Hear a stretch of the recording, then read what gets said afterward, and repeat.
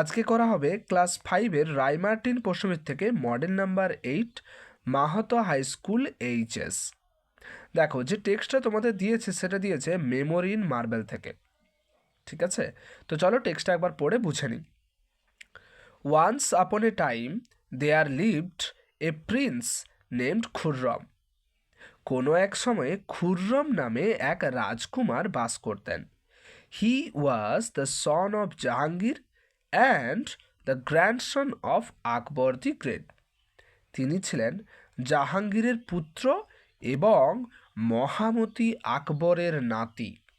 One day Khurram went to the Meena Bazaar with his friends. একদিন খুররম তার বন্ধুদের সঙ্গে মিনা বাজারে গিয়েছিলেন।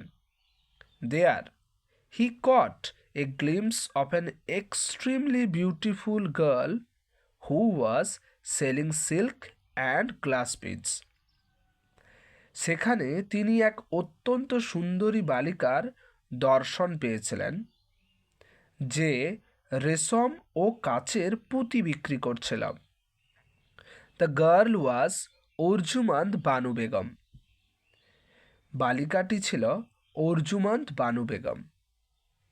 She was born in a family of a Persian nobility.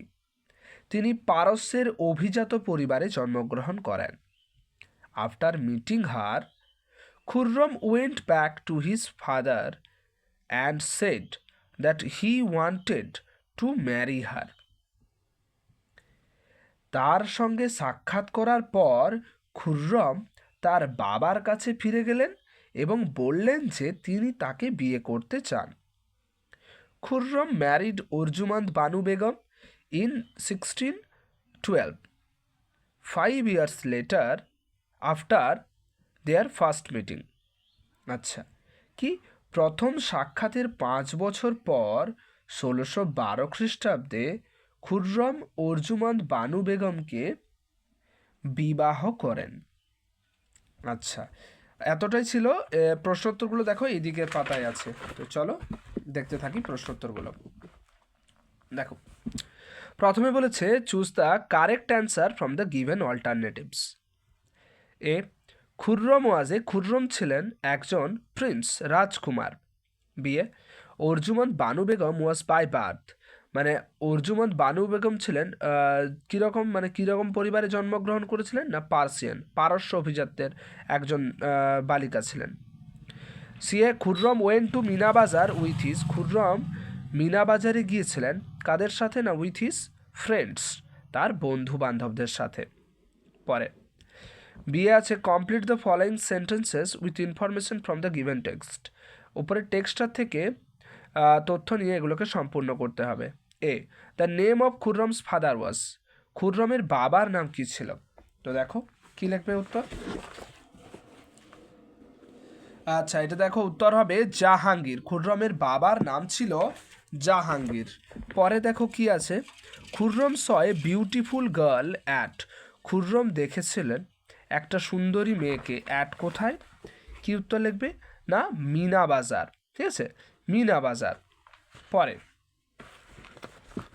পরে দেখো আছে Akbar the great was the grandfather of, Akbar the great মানে মহামতি আকবর ছিলেন হচ্ছে দাদু কার না অফ প্রিন্স খুররম, রাজকুমার খুররমের। আচ্ছা, পরে দেখো বলা আছে অ্যান্সার দ্য ফলোয়িং কোয়েশ্চেন্স। একে whom did Khurram marry and when, Khurram কাকে বিবাহ করেছিলেন এবং কখন বিবাহ করেছিলেন? কি উত্তর লিখবে না Khurram married an extremely beautiful girl Arjumand Banu Begum. Khurram married her in 1612, 5 years after their first meeting. পরে কি আছে প্রশ্ন, what was Arjumand Banu Begum selling and where, কোথায় অর্জুমান্দ বানু বেগম জিনিসপত্র বিক্রি করছিলেন? আচ্ছা, আর কি বিক্রি করছিলেন ওটা? ঠিক আছে, দেখো কি উত্তর লিখবে। তো Arjumand Banu Begum was selling silk and glass beads. ঠিক আছে, অ্যান্ড অ্যাট মিনা বাজার, কোথায় বিক্রি করছিল না অ্যাট মিনা বাজার, মিনা বাজারে বিক্রি করছিলাম। ঠিক আছে, পরে আচ্ছা, পরে দেখো এখানে গ্রামার অ্যান্ড ভোকাবুলারি দেওয়া আছে। তো গ্রামার অ্যান্ড ভোকাবুলারির পার্টটা আমি সম্পূর্ণরূপে খাতায় করে দিয়েছি একদম প্রশ্নোত্তর সময়, তো দেখতে থাকো।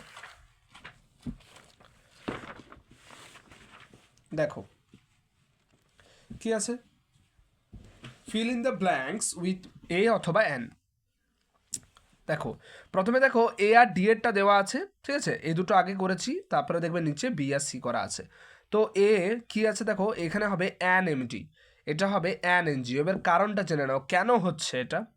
ভাওয়েল সাউন্ড যুক্ত কনসোনেন্ট দিয়ে শুরু হওয়া, ভাওয়েল সাউন্ড যুক্ত কনসোনেন্ট, এটা দেখো এমটা তো কনসোনেন্ট, ঠিক আছে, কিন্তু দেখো সাউন্ডটা দেখো ভাওয়েলের আসবে, এম, এম ডি, এম দেখো প্রথমে তুমি উচ্চারণ করছো এ দিয়ে, এনজিও উচ্চারণ করো এ, এ দেখো উচ্চারণ করছো এ দিয়ে, ঠিক আছে।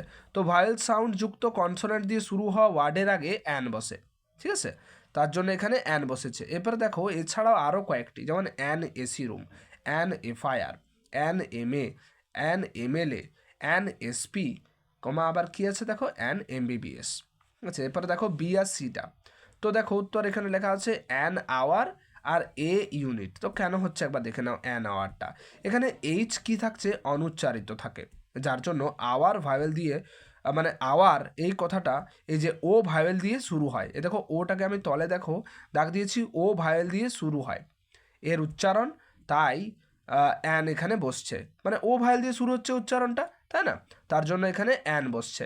দেখো উচ্চারণ করো তুমি, দেখো এইচটা অনুচ্চারিত থেকে যাবে, আওয়ার, আওয়ার, তাহলে ও আসছে দেখো এইচের উচ্চারণ আসছে না, তার কারণে এখানে অ্যান বসেছে। এছাড়াও যেমন কি an air, an honest man. পরে এইদিকে দেখো এ ইউনিট বসেছে, তো এখানে ইউ দিয়ে শুরু হওয়া ওয়ার্ডের উচ্চারণ consonant sound Y U, U এর মতো, তাহলে ওয়াই ইউ, ওয়াইটা তো কনসোনেন্ট, তার জন্য কনসোনেন্টের আগে এখানে এ বসছে। এবার তুমি ভাববে যে স্যার এটা তো ইউ আছে, বাট উচ্চারণটা তো কনসোনেন্টের, তাই না, উচ্চারণটা তো কনসোনেন্ট সাউন্ড, ঠিক আছে, তার কারণে এখানে এ বসবে। আচ্ছা যেমন দেখো কি এ ইউনিভার্সিটি, এ ইউনিকর্ন, ঠিক আছে।